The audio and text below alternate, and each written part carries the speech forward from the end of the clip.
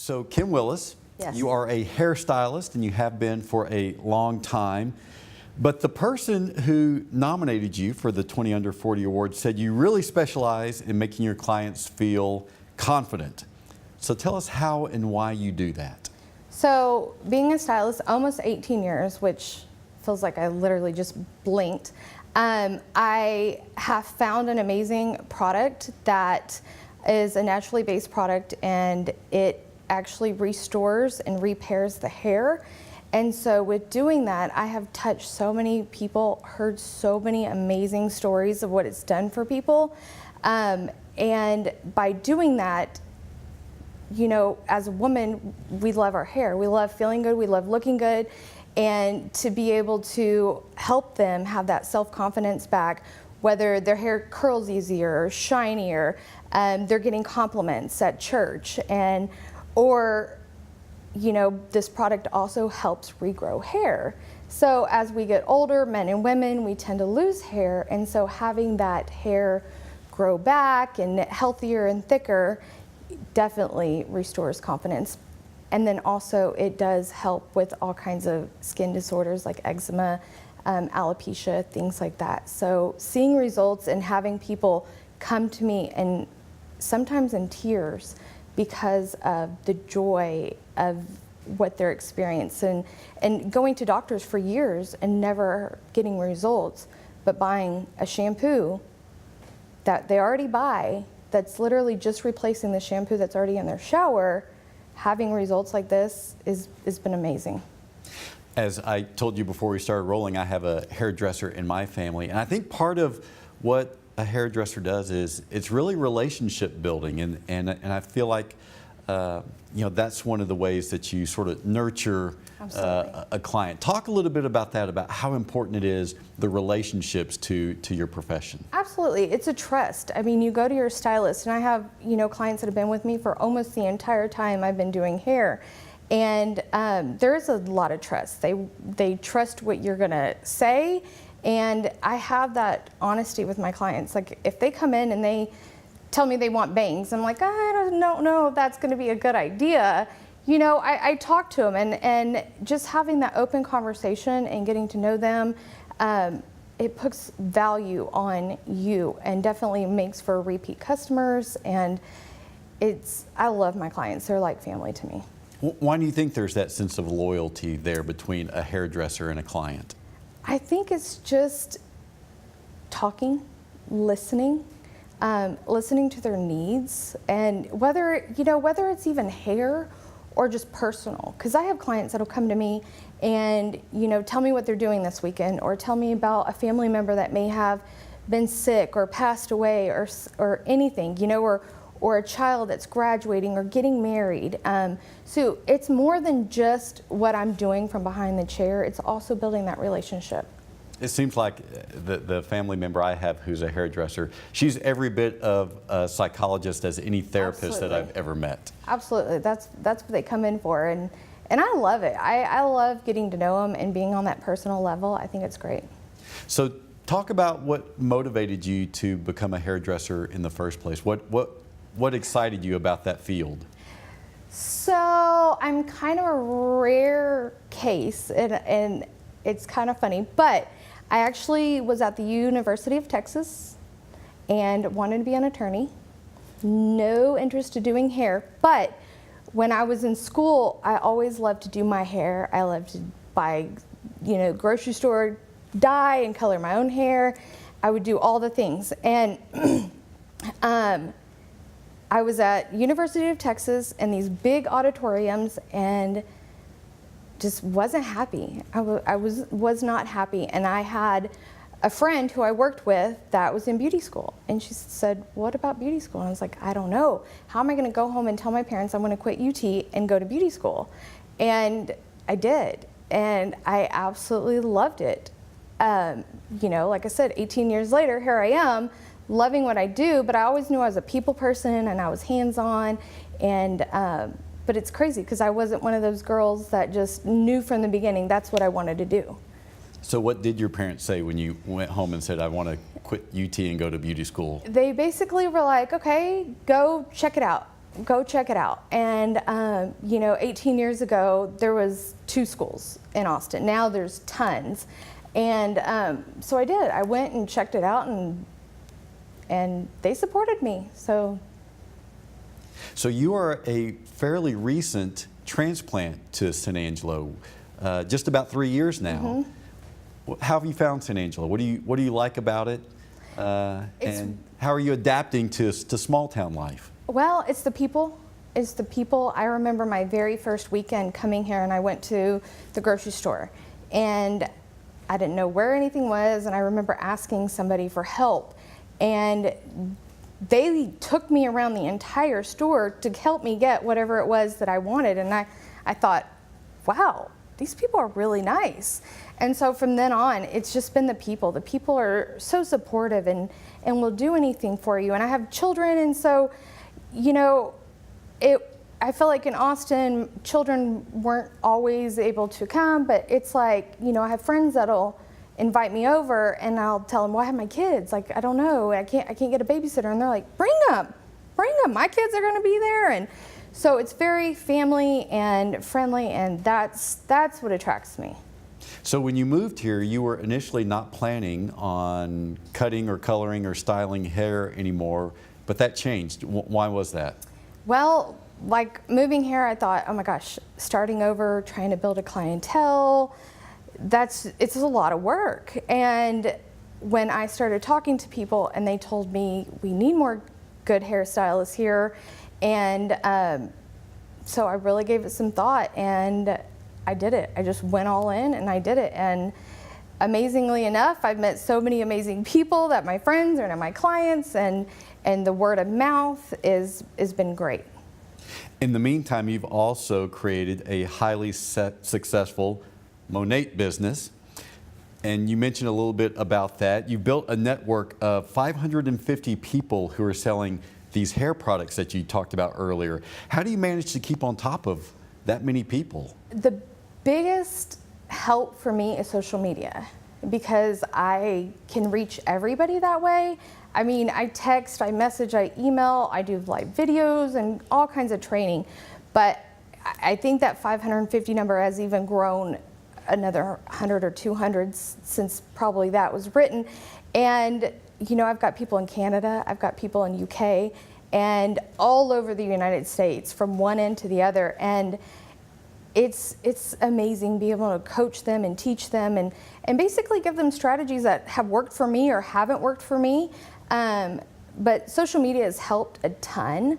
So thanks to Facebook and Instagram and all those things. But it's allowed me to use that as a tool to help them and train them and guide them through their business, because there's a lot that you can do in this business and be very successful.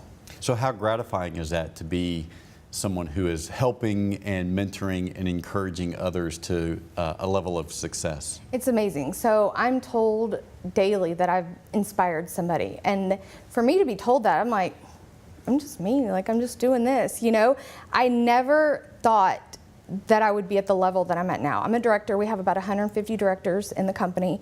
And it almost happened overnight. And with that, it's just because I shared the products, I talked to people, and being a leader fell into my lap. I didn't know when I bought basically a box of hair care that it would take me to that level. I literally bought products because I wanted some better products for myself, not knowing that my clients would want into it, and other stylists and friends and stay-at-home moms and teachers and nurses and all that it's an opportunity for anybody, knowing where it would take me. So leadership falling into my lap, I had to read books, listen to podcasts, and do all kinds of things to help teach me how to be a leader, because I didn't know how to stand in front of a crowd and talk, and it's just, and that's kind of where I dug into all the trainings and things like that to help me.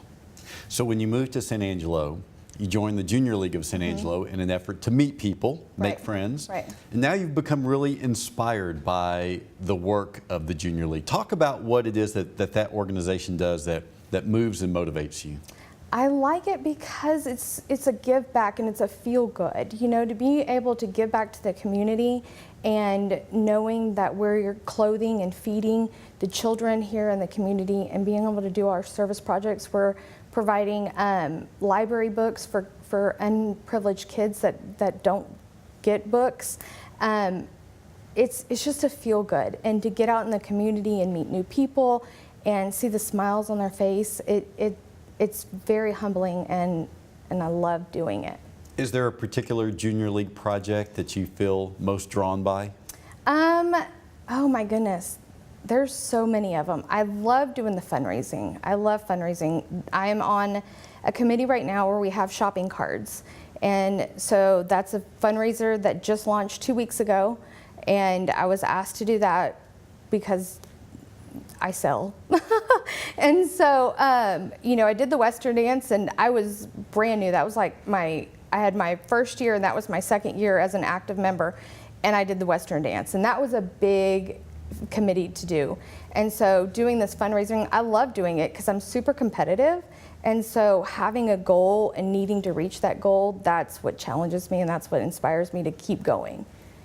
You mentioned about the Western dance. That's the Junior League's biggest fundraiser of the year, and you chaired that, raised the most money it had ever raised before. How were you able to galvanize people to really contribute to that effort and make it more successful than it had ever been? So that's awesome that you bring that up because I was new to San Angelo, maybe year and a half, 2 years. So I did a lot of cold calling around to businesses and people I don't know. I got referrals from other people that knew a lot of other businesses in town, and I did a lot of cold calling and trying to get people to, you know, come in and support us and sponsor us. And it was amazing the feedback that I got. Just about every call, you know, people wanted to be a part of it. They know Junior League and they know what we do. So it was fun, and it was a busy night, a lot of prepping, but the results definitely paid off. Now, you've also been instrumental in donating a variety of toiletries and hair products and feminine products to Sarah's House. So talk about that effort and how that's benefited Sarah's House, what Sarah's House is. So Sarah's House is a women's organization where they take in women from outside that are either in bad situations, home life, and they kind of give them a lot of support and things that they need to get back on their feet. So the Junior League had teamed up with them. They had asked for help, and last holiday season they were asking for sweaters and jackets and scarves and things like that to get through the winter months.